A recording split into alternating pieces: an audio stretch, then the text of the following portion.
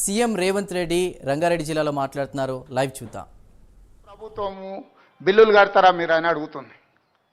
ఇట్లాంటి కొన్ని లోపాలను మనం సవరించుకుని ఇంకా ముందు కూడా ఇట్లాంటివి ఏమైనా ఉంటే వీటిని మనం సవరించుకొని ముందుకు వెళ్దాం.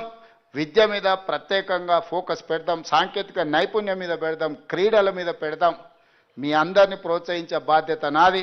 మరొక్కసారి ఇక్కడ ఉన్న విద్యార్థులందరినీ కూడా మనస్ఫూర్తిగా అభినందిస్తున్నాం. మీరు అదృష్టవంతులు. ఇక్కడ బూరుగుల రామకృష్ణారావు గారు, హరగోపాల్ గారు చదువుకున్న పాఠశాలల్లో మీకు చదువుకునే అవకాశం ఉంది. మీ పాఠశాలకు 150 సంవత్సరాల ఒక చరిత్ర ఉంది.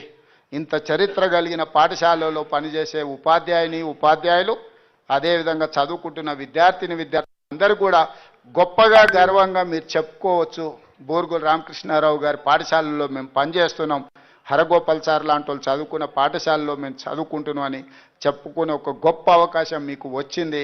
మీరు ఖచ్చితంగా మంచి పేరు తెస్తారని, మంచి పేరు తేవాలని నేను కోరుకుంటున్నా. ఈ పాఠశాలకి ఏ అవసరం ఉన్నా, ఇంకేదైనా విషయంలో ఏదైనా ఉన్నా కూడా ప్రభుత్వం సహాయం చేయడానికి సిద్ధంగా ఉంది.